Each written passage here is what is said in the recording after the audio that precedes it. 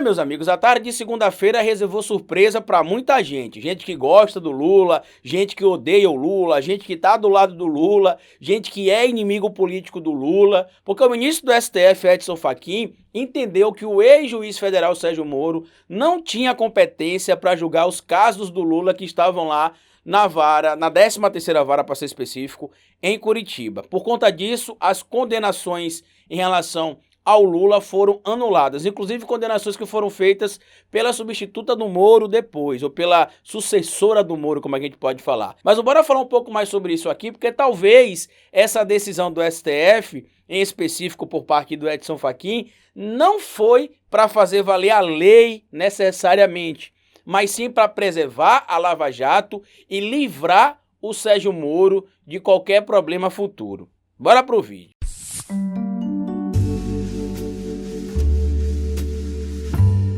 Pois bem, meus amigos, ontem foi um dia realmente surpreendente. Eu mesmo tinha gravado 2 vídeos para o canal que sairiam ontem à noite e hoje pela manhã e acabei tendo de descartar os vídeos porque nos vídeos eu falava que o Lula poderia estar inelegível ainda para 2022 e na hora que a moça que me ajuda a editar aqui estava editando, saiu a notícia, eu falei, ó, suspende a edição desses vídeos aí porque é uma decisão do ministro Edson Fachin revirou tudo. Muita gente está comemorando, outras pessoas estão dizendo que agora é a hora que Lula vai voltar, vai ser candidato e tudo mais.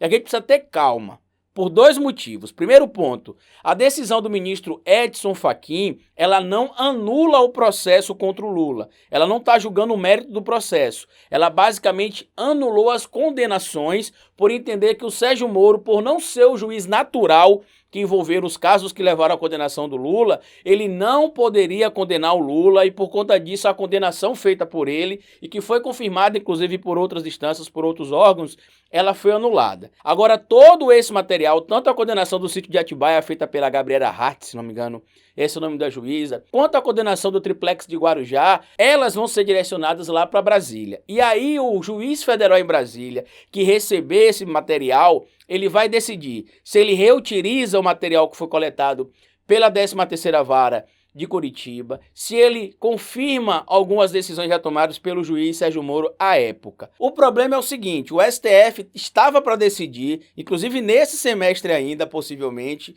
se julgava se o Moro foi parcial ou imparcial em alguns casos. E a tendência era que o voto tanto do Lewandowski quanto do Gilmar Mendes e do próprio Cássio Nunes fosse favorável à parcialidade do Moro. Isso levaria não só ao fim das condenações do Lula, a suspensão das condenações, como a anulação do processo também. E isso teria um efeito cadeia dentro da Operação Lava Jato, já que o Moro condenou outras pessoas também, e como a situação envolvendo o Lula poderia ser configurada como uma situação de suspeição, os outros casos também poderiam ser interpretados assim. O que é que aconteceu? Eu não sei se foi de forma intencional que o ministro Edson Fachin fez isso, mas sendo um admirador da Operação Lava Jato, como a gente sabe que ele é, e tendo uma ligação direta também com a Operação Lava Jato, ele decidiu agora o seguinte, vai ver no xadrez que o Edson Fachin acabou fazendo e vai acabar livrando o Moro, mas não vai acabar livrando o Lula, como muita gente está falando. Por quê? A absolvição do Lula não é confirmada, o Lula não foi inocentado.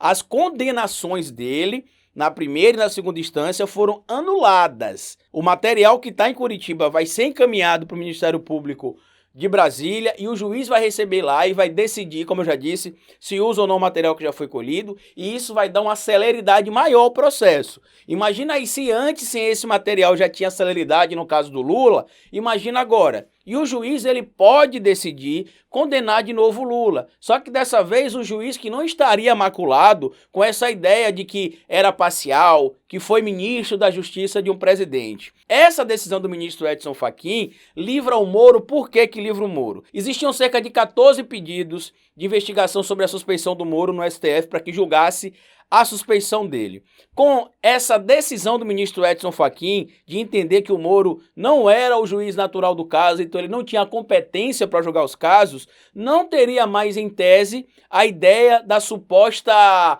parcialidade dele ou o que julgar, porque não teria mais o objeto que teria gerado o fato. Então, como o juiz Sérgio Moro não tinha competência para julgar o caso do Lula e agora o STF reconheceu isso, então mesmo que ele tivesse sido parcial, como as condenações foram anuladas, por causa da incompetência dele para poder julgar o caso. Não era o ofício dele na 13ª Vara julgar esse caso, já que ele não era o juiz natural do caso. Eu vou deixar para vocês, inclusive, alguns links aqui embaixo para entender o que é um juiz natural, por que o Moro foi considerado incompetente para julgar esse caso envolvendo o Lula, porque a força-tarefa da Lava Jato ficou basicamente responsável, a 13ª Vara de Curitiba, por processos relacionados diretamente com a Petrobras. E não se tinha a comprovação que o Lula, através da compra lá do sítio de Atibaia, como estão falando, ou através do triplex de Guarujá, que foi a condenação por parte do Moro, que esse pagamento de propina tinha vindo lá da Petrobras, não conseguiu se provar isso, por exemplo.